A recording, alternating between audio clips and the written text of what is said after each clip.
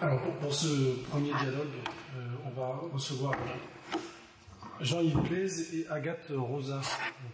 Donc Jean-Yves Blaise, vous êtes chargé de recherche au CNRS, donc de formation architecte NSAIS, ça n'existe plus, je crois.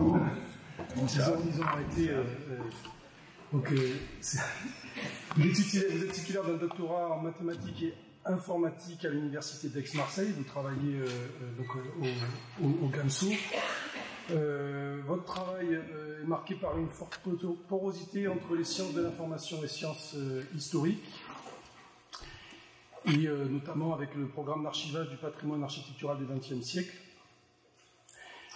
Ici, vous allez nous parler de jeux de données, jeux d'interprétation, quelques legs et repères, en tentant d'expliciter en fait la matière que vous manipulez, les sortes de métadonnées un petit peu, et la matière qui porte sur des données sur les faits passés, et puis la manière dont vous le faites avec des outils visuels abstraits.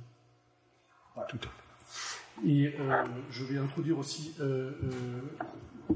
la dialogueuse, Agathe Rosa, qui est architecte DEHMNOP, qui mène une activité, artistique qui vous a mené depuis le projet sur les espaces éphémères, les espaces gonflables, à des collaborations entre la France et l'Italie, à travers de différentes résidences d'artistes. Vous vous intéressez en parallèle de la pratique artistique dans la théorie, la sensibilité, dans une certaine sensibilité à transmettre votre savoir, et donc vous enseignez dans le champ art et technique de la représentation à l'école d'architecture de Marseille. Voilà, vous allez nous présenter Matière lumineuse. Bon, celui-là fonctionnait, semble-t-il. Donc merci pour l'introduction. Donc je suis Jean-Yves Blaise, architecte NSAIS. Alors l'NSAIS aujourd'hui s'appelle l'INSA, Strasbourg. Et continue de former des architectes. Il y a un changement.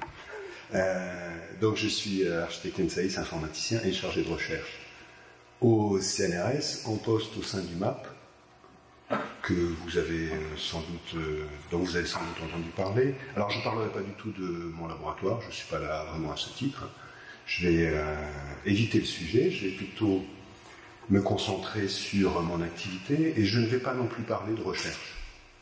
La recherche a tellement de visages différents, tellement de méthodes, tellement de pratiques, tellement d'objectifs différents. Donc je ne parlerai pas de recherche en général. Je ne parlerai pas non plus de recherche scientifique en général. Là encore, c'est beaucoup trop vague. Je vais me contenter d'essayer de parler de mon activité et surtout de l'illustrer dans l'espoir que ça puisse alimenter le dialogue. Alors, je pourrais, pour faire court, dire que mon activité commence par rassembler, interpréter des données spatio-historiques. Qu'est-ce que ça peut vouloir dire? Bon, à l'évidence, une composante spatiale.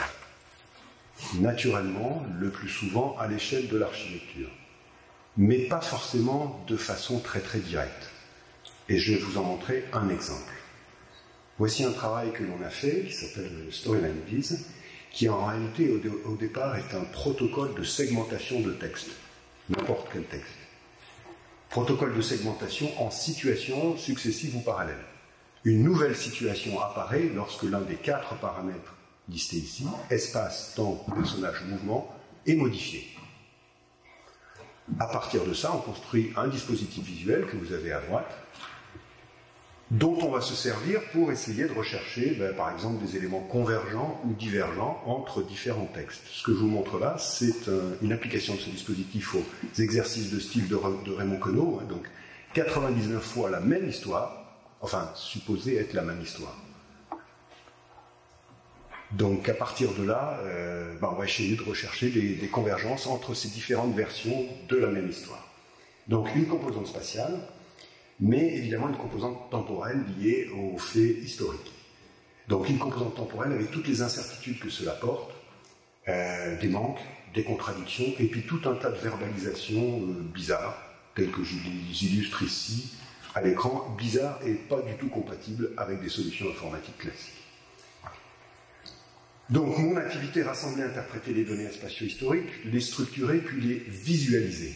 Alors je vais revenir sur ce terme parce que c'est un terme tellement bateau que vous ne savez pas forcément de quoi dans quel sens je le prends. Hein.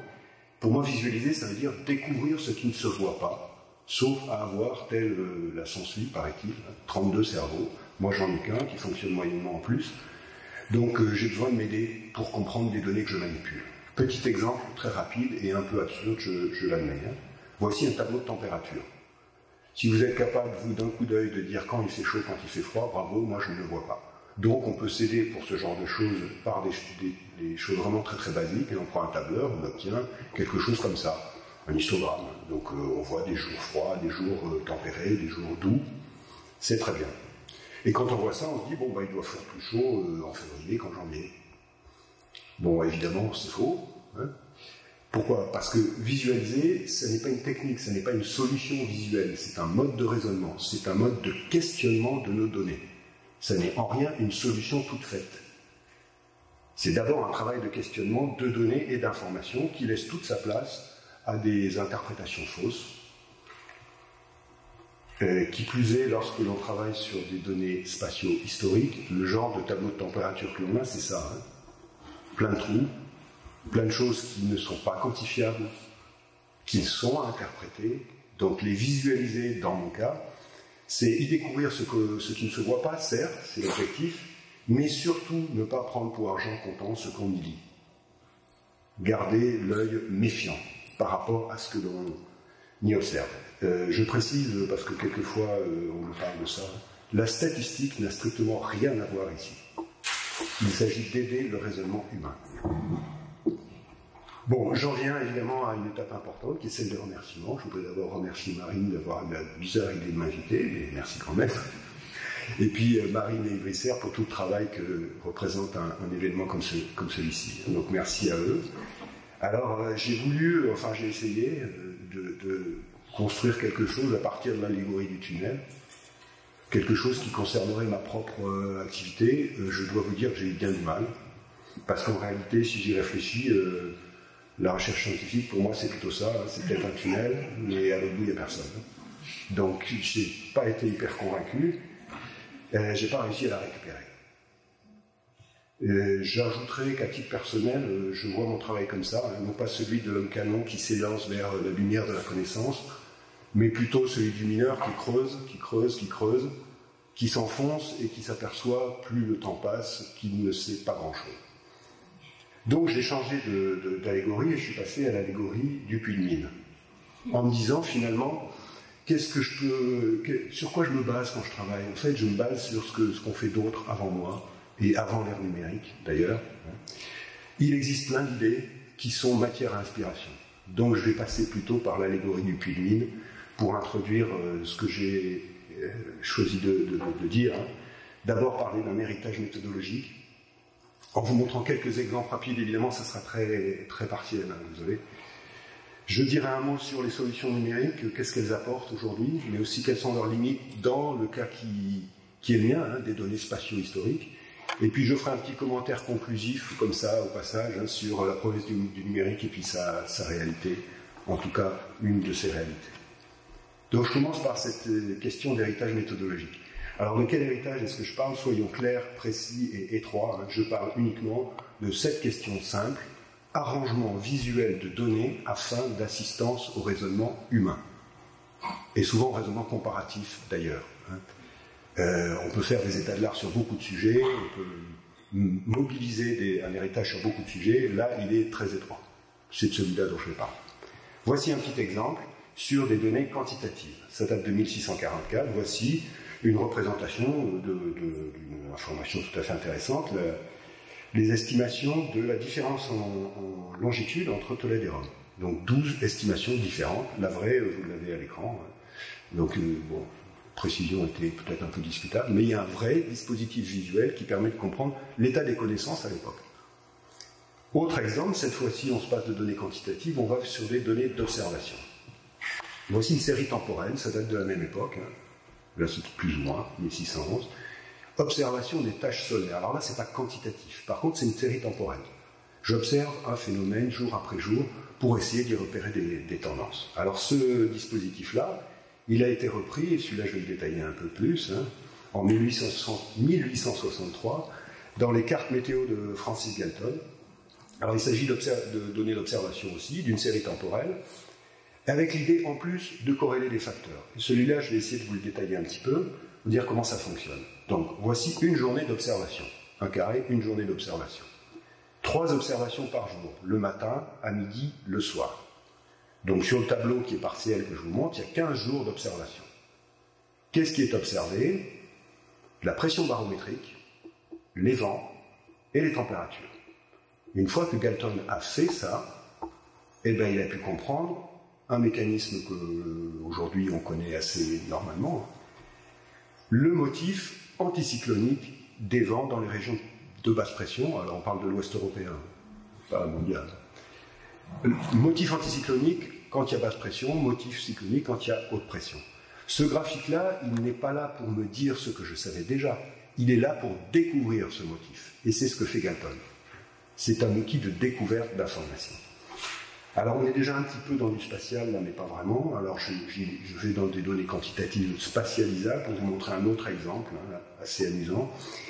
Mouvement quinquennal de la population par département, et je vous dis comment ça fonctionne. Il y a une valeur de référence, c'est 1841. Et ce qu'on essaie de comprendre, c'est est-ce qu'avant il y avait une population plus importante ou moins importante, et pareil après.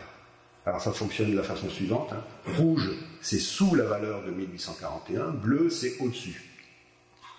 Le principe est très simple, relativement efficace.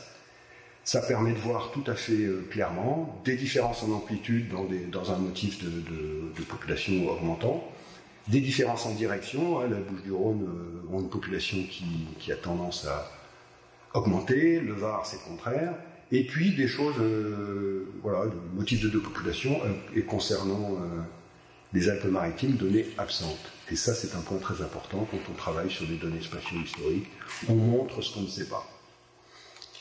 Alors j'ai parlé tout à l'heure vaguement de s'inspirer d'eux. Qu'est-ce que ça veut dire concrètement aujourd'hui de s'inspirer de choses un peu anciennes comme celles que je vais vous montrer, que je vous ai montrées. Alors on peut faire une simple copie, et c'est le premier exemple que je vais vous montrer. Copie quasiment directe. Ce que vous voyez là, c'est une invention de Charles de Fourcroy, ça s'appelle tableau poléométrique. Il s'agit d'une comparaison quantitative des populations des grandes villes d'Europe. Plus le carré est grand, plus la population de la ville est importante. Alors je ne sais pas si on voit bien un écran, non, on ne voit pas vraiment. Les 3 grandes villes qui sont en bas sont Paris, Pétersbourg et Londres. Et plus le carré est petit, plus la ville a une population petite. Donc on fait une simple comparaison quantitative à laquelle Charles de Fourcroy ajoute une classification. Bon, je ne reviens pas sur ce détail. Alors on a réinterprété ces tableaux poléométriques pour étudier des groupes d'échoppes qui se situaient sur la place centrale de la ville de Cracovie, groupes d'échoppes dont on ne sait rien. Je vous montre 2 images qui n'ont rien à voir avec ces échoppes. On n'a aucune idée de comment elles étaient. Par contre, on a un tableau, en réalité un inventaire qui date de 1760, qui fixe le propriétaire, largeur, profondeur de chaque échoppe, niveau de taxation avant et après 1760. Avec ce tableau de données même peu importante, eh bien, on peut essayer de réinterpréter le tableau poléométrique de Charles de Fourcroy en faisant la chose suivante. Ce que vous avez là, c'est une échoppe. Ce que vous avez en face de chaque échoppe, ce sont ses dimensions, son propriétaire. La surface du carré, c'est la surface de l'échoppe, tout simplement. Et on va corréler ça avec une information qu'on place en partie basse. Pour le même carré, un niveau de taxation est affiché. Plus c'est rouge, plus c'est taxé. À quoi ça sert de faire ça? Sur un seul, ça peut être intéressant. C'est plus intéressant encore quand on le prend par groupe. Et on s'aperçoit par exemple sur 2 groupes d'échoppes, donc 2 types de produits si vous voulez, qu'il y a une surface moyenne plus ou moins stable dans ces groupes d'échoppes, alors qu'ils vendent des choses complètement différentes. Et puis on s'aperçoit surtout qu'il n'y a aucune relation entre la surface et le niveau de taxation. Donc il faut chercher ailleurs, peut-être dans le type de produit. Peut-être à l'intérieur d'un type de produit, un sous-type. Donc ça, c'est une simple copie d'un dispositif qui existait. Alors on peut copier, mais avec un rapport un peu moins direct. Voici un deuxième exemple.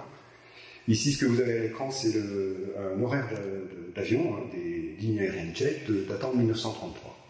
Alors derrière ce truc-là, il y a en fait vaguement une cartographie. Hein. Vous reconnaissez les villes, si on les voit, plus ou moins, hein, Vienne, Prague, etc.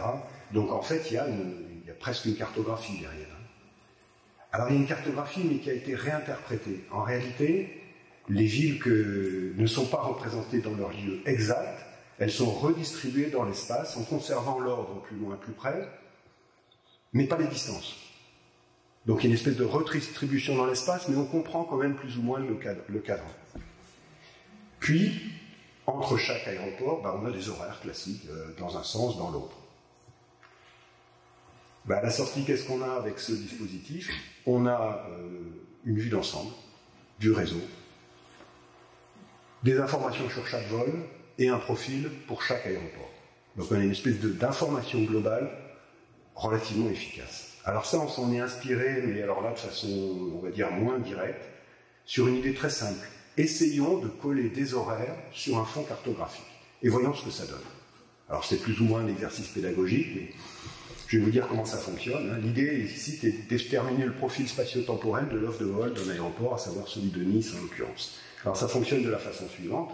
On prend point origine, point destination, on a un vecteur, on redistribue le long du cercle extérieur pour éviter les recouvrements. Et une fois qu'on a ça, derrière le cercle extérieur, on introduit la dimension temporelle. Ici, en temps ordinal, c'est-à-dire avant-après.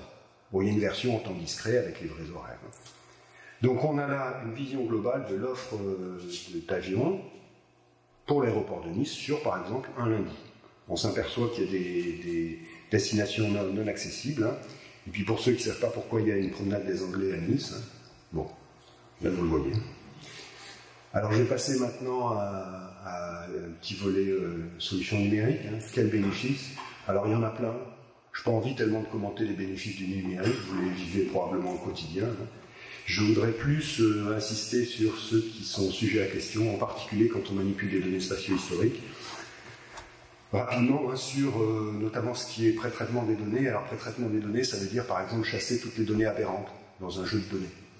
Chasser les données aberrantes, c'est une très bonne idée quand on fait des statistiques. Quand on fait des données spatio-historiques, si vous avez 3 données contradictoires, est-ce que ça a un sens de faire une moyenne? Est-ce que vous n'êtes pas en train de perdre tout sens, en réalité? Deuxième tendance, une instrumentation qui, dans beaucoup de métiers, est envahissante. Ça, c'est vraiment pas propre à mon travail. Faut-il cesser de penser hors de cette instrumentation? D'où la nécessité, en tout cas pour moi, d'aller toujours à la recherche de solutions inventives, fût-elles avant l'ère numérique. Enfin, troisième point, aujourd'hui, beaucoup d'analyses statistiques nécessitent un très grand nombre de données.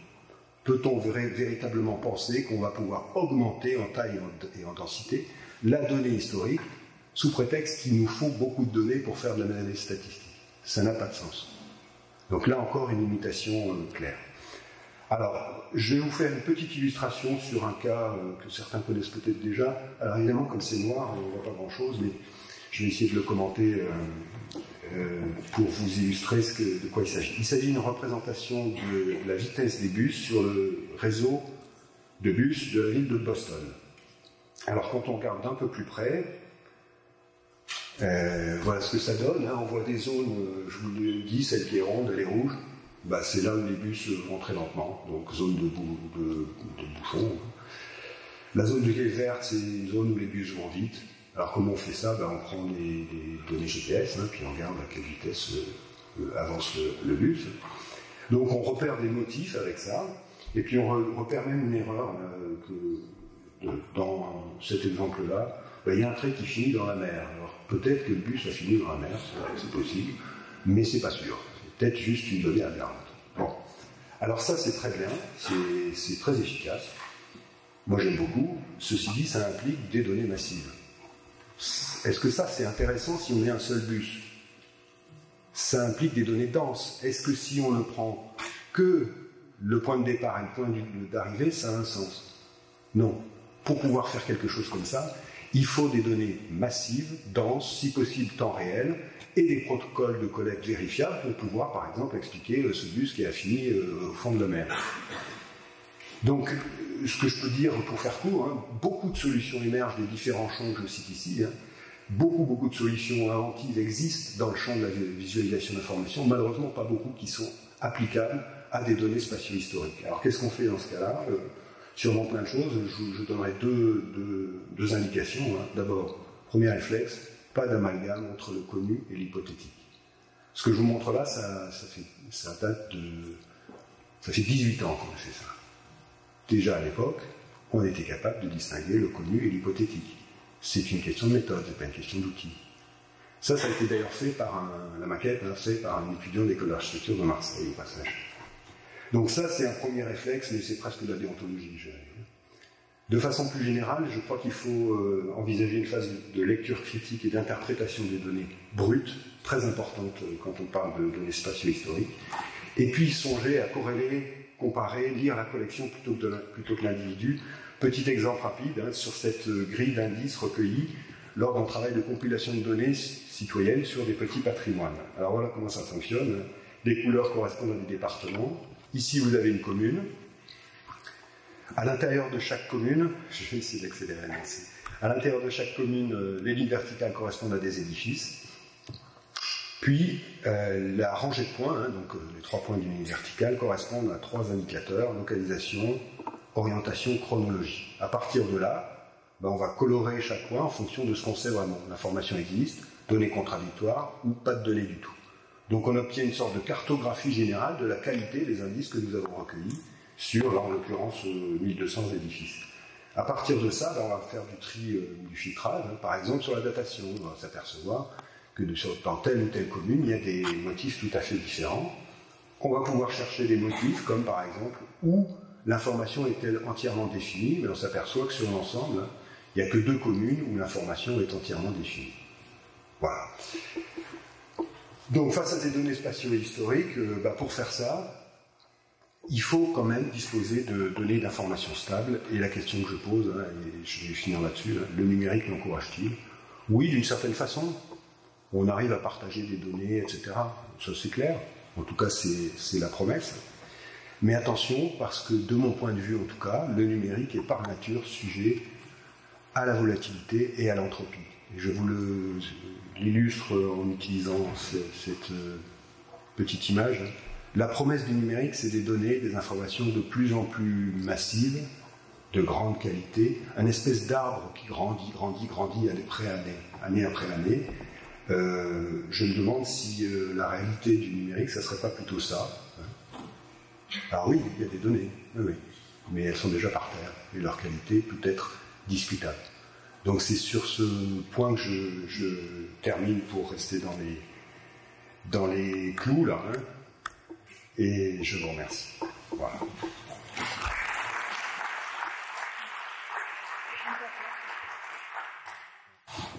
Merci. Merci pour l'invitation. Donc j'ai lu Palino sous l'architecte. Et dans le texte subsiste cette quête incessante d'harmonie et d'union entre la pensée et la main. Or, d'après la science cognitive, nous savons que le temps de la pensée, celui qu'il faut pour voir et réagir, est de l'ordre du millième de seconde. Ce qui signifie qu'il existera toujours un décalage entre la main et l'esprit, qu'il est physiquement impossible de vivre dans le présent. En partant de ce constat, j'en suis venue à interroger la perception du temps et de l'espace en m'appuyant sur mon processus de recherche basé sur la photographie. Le déclenchement de l'appareil impose un instant de vide, de mise en suspens de la perception lors de la prise de vue. L'instantané ne fournit donc pas une restitution de la vision, il en opère la suspension. Je pense alors que c'est en dilatant ce temps de la pensée que nous avons la possibilité d'élargir notre champ. La photographie nous parle de temps et de perception, mais également de lumière. Et pour cette intervention, je propose d'explorer les capacités qu'elle possède à modifier notre perception d'un espace au point de remettre en question notre conception de solidité des choses. Dans une première partie, nous aborderons la lumière comme un moyen de reconnaissance d'un espace, puis nous observerons son influence sur notre perception des volumes et sa faculté à dissoudre les limites physiques. Finalement, Une fois la matière devenue mouvement et interaction de force, nous questionnerons alors ce qui reste invisible à nos yeux. Alors la lumière, elle traduit les fluctuations de l'état de l'atmosphère. Elle est composée de la lumière directe du soleil et de la lumière diffuse du ciel. Nous savons tous que la lumière du sud est différente de celle du nord ou de celle des tropiques. Mais ce n'est pas seulement une question de positionnement sur le globe terrestre, du jour de l'année, de l'heure ou des phénomènes météorologiques. C'est avant tout une question de perception. Sans discontinuité, sans vacillement ou changement d'état, il n'y a pas de perception. C'est parce qu'il existe une vibration, même minime, que tous nos sens s'activent. Il faut donc prendre conscience que nous vivons tous émergés dans un vaste océan de champs électromagnétiques vibratoires. L'espace est un lieu d'interaction dynamique et ne doit pas être considéré comme un vide dans lequel les choses se déplacent, mais comme un plein, comme une zone d'intensité, un champ de force en constante modulation. Pour révéler et étudier ces présences intuitives et métamorphoses subtiles, chacun développe ou utilise des outils et des systèmes d'observation. Et pour moi, c'est la photographie. La photographie me permet de relier ce que je ne sais pas avec ce que je maîtrise. L'une des grandes convictions, des grandes théories et surtout des grands mythes à propos de la photographie, c'est l'idée qu'elle soit témoin de quelque chose qui est arrivé, témoin de ce que j'ai vu. En réalité, elle est le témoin de ce que j'ai vu, certes, mais elle est également une réinvention de ce que j'ai vu. La photographie ne fait rien d'autre que de représenter les perceptions qu'une personne a du monde. Et dans ce point de vue sont alors contenus tous les rapports énigmatiques, les éléments mystérieux et intimes qui subsistent dans l'image. Je crois que la photographie est un moyen de nous mettre en relation avec le monde de manière profondément particulière. Si je suis très lente et que je peux mettre 6 mois pour développer un rouleau argentique, c'est parce que je souhaite oublier ce que je photographie. Révélées à la lumière après des mois de vie cachée, certaines se mettent étrangement à résonner avec mes réflexions présentes. C'est comme si je découvrais ce qui m'animait, au fond de moi, mon intuition. Et à ce moment-là, elles deviennent déclencheurs, de pistes de réflexion nouvelles ou de projets bien plus vastes. En dilatant le temps, la photographie élargit donc notre champ de réflexion et permet de créer des liens nouveaux entre les éléments, de poser des questions et d'interroger l'entre-deux. Celui qui relie indissiblement le monde intérieur à l'extérieur. Moi, avec mon histoire personnelle, j'installe donc continuellement un contact avec le monde extérieur, avec la conviction que je ne trouverai jamais la réponse aux questions que je me pose, mais avec l'intention de continuer à en poser. Photographier consisterait à écrire avec la lumière. La lumière, c'est la chose la plus commune qu'il soit, bien plus que le bois ou le métal, et pourtant c'est un des éléments les plus intimes. Je peux dire lumière pâle, lumière froide, lumière aveuglante, lumière chaleureuse. Elle reste toujours égale à elle-même. Ce ne sont que les sentiments qui changent. La lumière est alors reliée à l'espace et au temps, mais également aux hommes et à leur histoire. Elle peut être considérée comme un moyen de reconnaissance d'un espace physique comme d'un espace mental. Et la photographie demeure un langage qui permet d'écrire et de questionner avec la lumière notre rapport au monde, au temps et à la matière. Il est difficile de décrire la lumière, parce que le mot est toujours trop fort. On ne sait jamais vraiment comment le prendre. Si l'on dit lumière, nous pensons subitement à une chose hors d'échelle, hors du temps, partout dans l'espace, non circonscrite, sans solidité.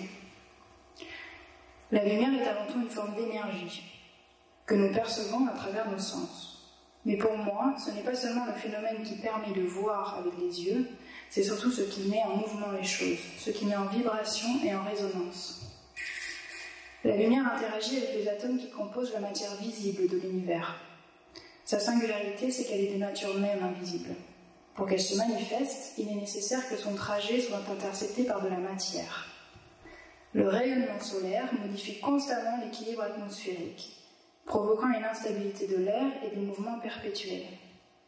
Donc après avoir parcouru 150 millions de kilomètres dans l'espace et traversé ce milieu non homogène, nous observons des modulations d'intensité lumineuse qui influent notre perception de l'espace. En un certain sens, en faisant vibrer la matière qu'elle rencontre, la lumière modèle les volumes. Pour percevoir l'interaction entre les rayonnements lumineux et la matière, l'espace, le temps et la lumière sont des éléments indissociables dans cette expérience. En effet, l'espace se définit et apparaît sous nos yeux seulement lorsque la lumière entre en jeu et se met en mouvement. Elle rend donc manifeste la relation de simultanéité entre l'espace qui se crée et ce qui bouge. Dès lors que la lumière n'est plus utilisée pour éclairer des matériaux ou des objets, non seulement elle renforce la valeur plastique de l'espace, mais elle transforme la structure même du lieu. La photographie peut dans ce cas être un moyen de figer ces moments, ce qui donne la possibilité de créer un lieu idéal pour communiquer et questionner. Les espaces photographiés sont plats, sans la lumière il n'y aurait pas d'épaisseur, et je n'en reconnais l'existence que lorsqu'ils sont traversés par une forme lumineuse. Ces intrusions silencieuses interrogent notre manière de percevoir l'espace construit. Le volume intérieur est-il immuable? Pouvons-nous le fragmenter, le réduire ou le dilater? Peut-il être sans limite et sans échelle? Peut-il devenir lumière?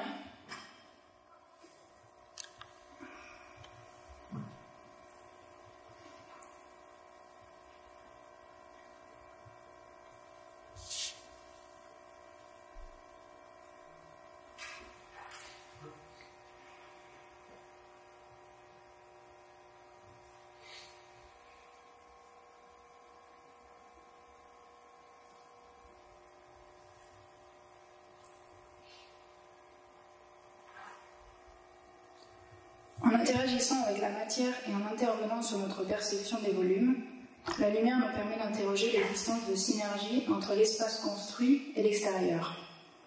Car ce n'est pas un système imperméable. Il est lié à ce qui l'entoure, essentiellement par l'atmosphère et les rayonnements lumineux qui le pénètrent. Les limites physiques deviennent donc intangibles, les surfaces sensibles, et la matière ne peut plus être considérée comme inerte et compacte. Nous avons pourtant l'habitude de nous représenter les objets physiques comme possédant des bords fermés, alors que les marges sont poreuses et se diluent dans cette étendue infinie que nous appelons l'univers. La physique nous apprend que les limites et la solidité des choses n'existent pas, que le monde n'est pas composé de choses ou d'éléments, mais d'apparitions, d'événements, de processus, comme quelque chose d'impermanent, en constante métamorphose. Et ceci est dû à l'interdépendance d'entités de nature différentes. La pierre n'étant plus que constituée de brume, la lumière peut alors traverser la matière. Les surfaces devenues sensibles, supports d'interaction constante et en vibration continue, elles nous questionnent sur leur solidité même.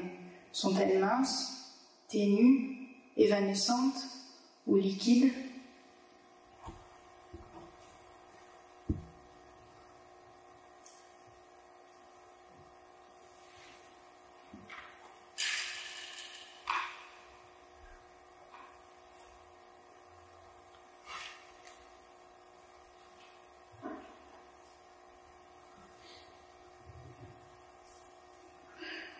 En procédant par dématérialisation, la lumière est alors capable de diluer toute illusion de solidité pour la fondre dans l'atmosphère. Le sol se dérobe, les certitudes vacillent et le monde nous envahit. Le doute nous envahit. Ne sachant plus où se trouvent les limites entre ces deux mondes, l'intérieur et l'extérieur, l'intime et l'universel, le physique et l'immatériel, il nous faut pourtant trouver un point de repère, un élément auquel se raccrocher. Mais il réside quelque chose d'absolument incroyable dans le doute, et il ne nous servira à rien de figer les choses pour les comprendre. Si tout est mouvant et en constante métamorphose, en équilibre précaire et chaotique, il faut au contraire suivre le rythme, accepter le vide et l'incertitude. Ce sont étrangement le risque, les interactions aléatoires et incontrôlables, les flux, qui créent un état stable et rassurant. Un état qui permet à chacun de se surprendre à développer un nouveau langage et une narration sur laquelle construire sa propre réalité. La photographie est une étrange synthèse entre l'immobilisme et la vitesse, une synthèse qui se situe à l'intérieur même de l'image, dans son processus de création. L'un des plus grands mystères de la lumière, c'est qu'elle est à la fois corpuscule et onde. Lorsque les vagues nous traversent, nous ne sommes pas emportés vers la rive, mais notre corps est alternativement tiré vers le haut et vers le bas. L'eau ne se déplace pas vers la terre, elle ne fait que monter et descendre au même endroit. Lorsque nous regardons les vagues avancer vers nous, ce n'est donc pas la masse d'eau qui déferle sur nous, mais l'onde. De la même manière, la lumière n'est pas la propagation de substances matérielles, mais celle d'une forme en constante métamorphose et mouvement incessant. Pour mieux comprendre l'interaction entre donc, la lumière et la matière, il serait donc nécessaire d'étudier l'imprévisible, la transformation continue et non totalement contrôlable, tenter de suivre ce qui nous échappe, l'imprévu, le chaos ou le fluide. Aujourd'hui, le réel ne s'arrête plus au visible, et une fois que l'on émet le postulat de l'existence de quelque chose qui n'est pas forcément tangible ou perceptible, nous inventons des systèmes et des outils pour révéler cette intuition. Le plasma est un état de la matière dont la dynamique rejoint presque celle du chaos. L'une des rares manifestations visibles sur Terre se trouve dans la ionosphère, la dernière couche de l'atmosphère après laquelle se dévoile l'immensité. Dans cette épaisseur d'air raréfié, l'interaction entre les vents solaires et les champs magnétiques génère des formes lumineuses. Des zones dans ce que nous considérions jusqu'alors comme vides s'embrasent, créent des espaces colorés, flottants, aux contours flous et fuyants, pour finalement disparaître. L'une des étapes fondamentales du travail du radioastronome est de transcrire les signaux électromagnétiques invisibles à l'œil nu en images. La mise en espace des signaux doit faire face à toute une série de déformations et d'altérations de l'information, comme les turbulences atmosphériques, les mirages gravitationnels, le décalage vers le rouge ou la basse résolution angulaire.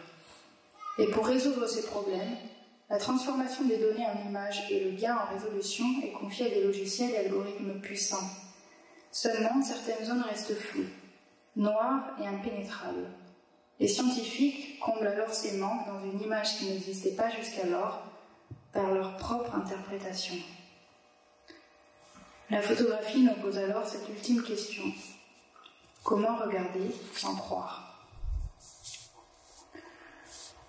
En conclusion, nous pourrons affirmer que l'expérience du quotidien nous relie à l'immensément grand, qu'au contact de la lumière, l'air se met à vibrer, les édifices à parler, que la matière se dissout et que tout n'est finalement qu'interaction et métamorphose perpétuelle.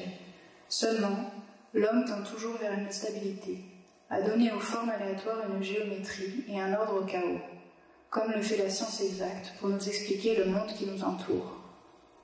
Construire rassure et laisser une trace apaise. Car on ne saurait croire que le monde entier soit seulement constitué d'un complexe momentané d'interactions de force, même l'élément le plus stable et compact qu'il soit. Et même si tout vacille, si la visibilité reste limitée, l'image manquante, l'information cachée, ou si les données exactes sont altérées, nous ne pourrons jamais nous retenir de vouloir constituer une histoire pour expliquer le monde qui nous entoure. Il est alors nécessaire d'avoir de l'audace pour définir un équilibre qui, aussi précaire qu'éphémère, donnera l'illusion d'une solidité sur laquelle nous pourrons construire notre propre réalité. Son récit et son contenu étant inévitablement dépendants de son observateur, tout comme l'est notre rapport au monde.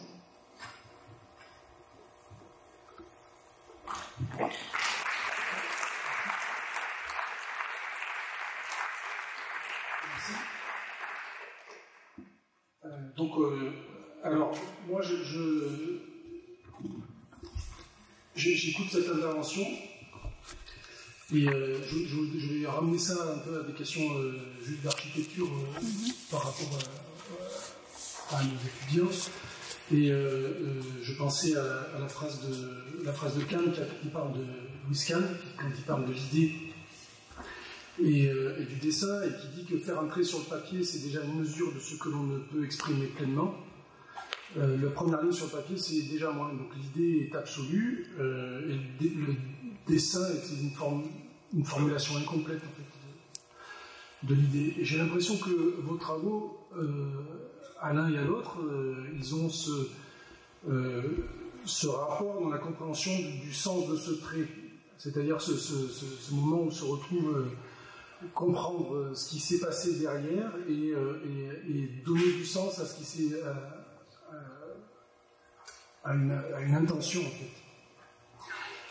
Et que finalement les techniques numériques, mais finalement c'est intéressant parce que c'est pas que les techniques numériques, c'est la manière dont vous abordez, parce que c'est ce qui est posé à Jean-Yves Blaise, ce qui est posé avant le numérique se pose dans les mêmes termes en fait. C'est-à-dire qu'on essaie vous essayez de dilater ce trait, pas pour en faire projet, mais pour en comprendre des moments précis, en montrer la complexité et forcément les contresens. Donc ce qui est intéressant, c'est le lien qu'il y a avec la dernière intervention de Erwan Amar, que je n'ai pas pu suivre, mais qui parlait justement de la question de la Terre et qui faisait le lien entre où se situent les constructions en terre et pour deviner où sont les bonnes terres pour construire, où se situent les constructions en terre, et en se disant que probablement les constructions en terre, à cet endroit-là, la terre est bonne si tout le monde construit en terre, mais qu'il y a aussi d'autres notions, si on va dans des villes où c'est construit en pierre, il y a des notions sociologiques qui n'ont pas de rapport, et qui font que même s'il y a de la bonne terre, on n'a pas construit en terre. C'est un peu ce genre de question de donner du sens et essayer de trouver les contresens. Je ne sais pas si vous pouvez réagir.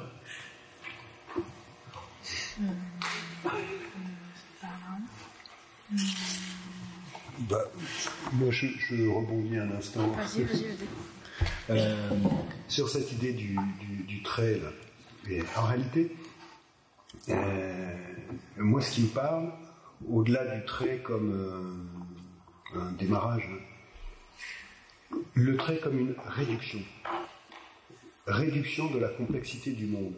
Et ce que fait la recherche scientifique, y compris quand elle s'intéresse à la lumière, c'est réduire la complexité du monde pour arriver à en capturer un petit portrait local.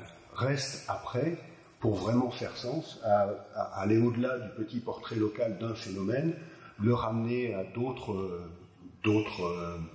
paramètres, et la question que vous posez sur l'architecture en terre, c'est exactement ça. Effectivement, on pourrait réduire la question à se dire où cette architecture émerge-t-elle, y a-t-il présence de terre, rapport de cause à effet, et j'arrête de réfléchir. Je reste là.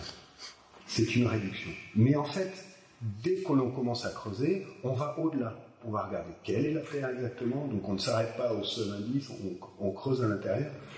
Mais cette idée de passer par une phase de réduction me semble très importante, et je pense que peut-être elle est un trait commun, à la fois quand on observe un problème en essayant de mettre en avant des méthodes scientifiques, et à la fois quand on l'observe sur un plan presque plus perceptif. Peut-être. Je ne sais pas si j'ai répondu. Oui, c'est ça qui est intéressant, c'est avec le peu de données qu'on a, comment faire pour reconstituer une histoire en fait. Une histoire qui aurait une logique. Un début, des événements, et voir une fin ou un futur probable. Et comment, pas convaincre, mais comment expliquer que cette logique est la bonne. Pour que tout le monde soit satisfait. Et c'est un peu ce que nous apprend aussi les sciences et la physique. Comment essayer d'expliquer ce qui nous entoure aujourd'hui avec tout je sais pas, tout ce qui est incongru. Oui, mais ce qui est amusant quand même, c'est qu'on parle de réduction de la complexité, alors que vous travaillez sur il y a l'idée de complexifier quelque chose qui est simple. Je ne sais pas, dans l'image, l'idée de prendre cet instantané et d'en faire quelque chose qui touche plein de sens. Mais parce que l'instantané, il semble simple, mais il est composé d'énormément d'éléments. C'est ce que je dis, c'est qu'il est composé de... même dans une image, une photographie, il y a mon rapport au monde avec toute mon histoire personnelle, mais il y a aussi le moment en particulier, ce que j'entends, ce que je vois, ce que je sens, et tout ça se réduit à une image. Et donc moi, ce que je fais, c'est que cette image-là, eh ben, c'est comme si je la développais, en fait. J'essaie de faire parler tout ce qui est contenu dans cette image-là. Vous voulez réagir ou pas? Non, juste sur l'idée de réduction. Observer la photographie comme un milieu générant ou, transmettant une lumière, pour moi, c'est une réduction. Et c'est pas une réduction au sens où c'est moins complexe. C'est un point de vue. C'est une façon de... Voilà, une priorité placée dans un univers qui peut être celui de la lumière, qui pourrait être celui d'autre chose. Mais pour moi, c'est une forme de réduction. C'est pas... Alors, il y a souvent des problèmes de vocabulaire, très souvent, en particulier quand on sort de son cercle de spécialité. Pour moi, le terme réduction, c'est le terme essentiel quand on parle, par exemple, de construction de modèles. Il n'existe pas de modèle qui ne soit une réduction de la réalité. Donc c'est loin d'être un terme que j'utilise comme appauvrissant, loin de là. C'est pour moi, au contraire, l'intervention de celui qui observe le monde et qui essaie de s'en construire un modèle. Pour ne pas arriver vers un vocabulaire qui soit ambigu, on va dire. Oui, mais la réduction, c'est nommer les choses, en fait. Ça peut. Des questions, alors.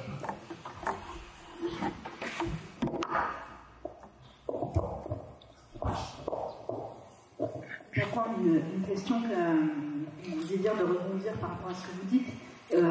J'entends bien que chaque terme employé dans une discipline ou dans un contexte spécifique a un sens différent. Sur la question du trait et de cette réduction, moi je parlais de décision en fait. Un trait c'est une décision. Et ce qu'on a vu, en tout cas ce que j'ai vu dans vos deux présentations, c'est qu'il s'agit d'interprétation.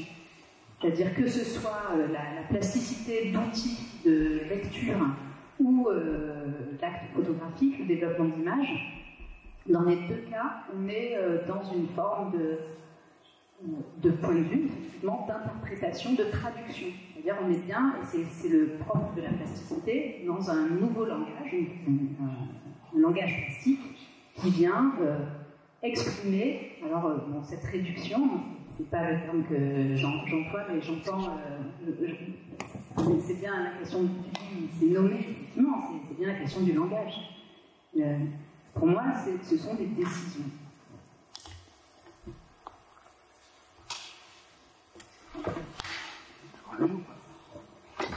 Je suis d'accord. Le mot ne me dérange pas. Une petite question. Adam Kozar disait que c'était la photographie pour relier ce que tu ne sais pas à ce que tu maîtrises. Et Jean-Yves, finalement, par ton approche de visualisation, tu utilisais d'ailleurs le même vocabulaire pour dire que c'était un moyen de découvrir ce qui ne se voit pas. Tu n'as pas eu le temps de finir, tu vu rapidement la phase de sciences participatives. Qu'entends-tu par comment vois-tu cet engagement d'autres personnes à participer, à révéler ce qu'on ne voit pas par la photo C'est moi que...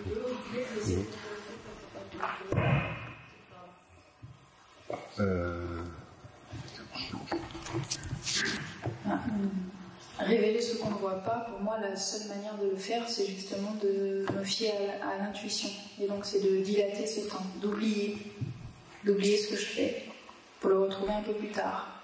Et à ce moment-là, il y a une mise en résonance entre ce que j'ai fait, donc j'ai oublié pourquoi je l'avais fait, avec le présent.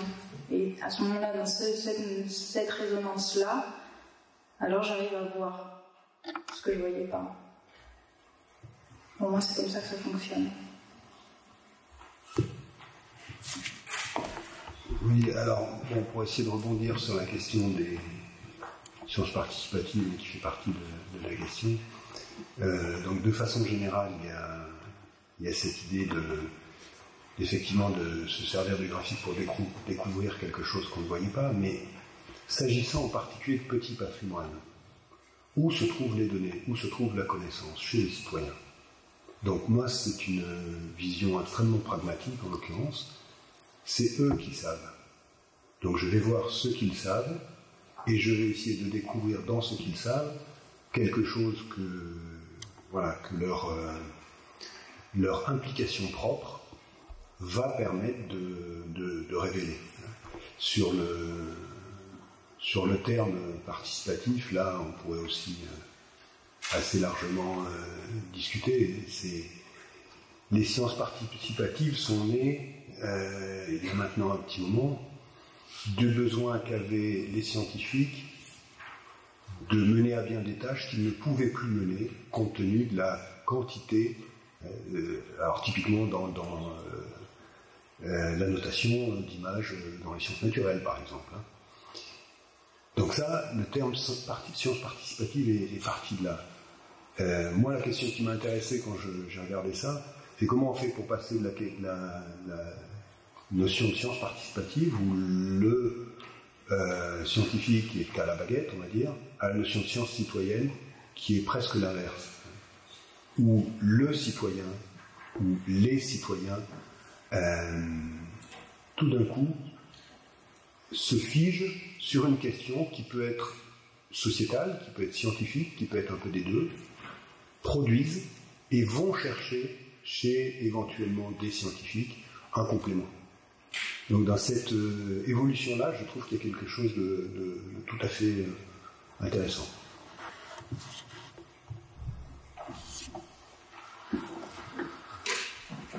Attention.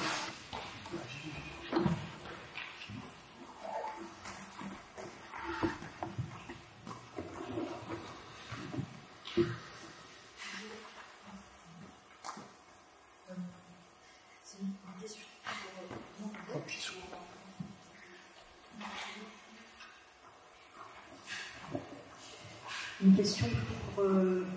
Blaise. J'accompagne dans l'idée qu'il s'agit bien d'accompagner le raisonnement humain. Est-ce que vous pensez qu'il y a une alternative au big data? On parle aussi un petit peu aujourd'hui du small data. Et dans la finesse d'interprétation, quels avenirs vous voyez au développement de l'informatique et des numériques? Alors, je vous répondrai directement. En ce qui me concerne, c'est du small data. Tout simplement parce que les données que je manipule relèvent du small data, pas du big data. Le big data a certainement un avenir lorsqu'il s'agit, par exemple, de développer des systèmes de recommandation que vous avez à chaque fois que vous allez sur une plateforme en ligne, on va vous recommander tel bouquin, tel truc, tel bidule. Ça, c'est du big data. Des données massives que l'on va exploiter, mais à des fins qui ne sont pas nécessairement des fins liées à un besoin, je dirais, scientifique, qui peuvent être liées à plein d'autres besoins.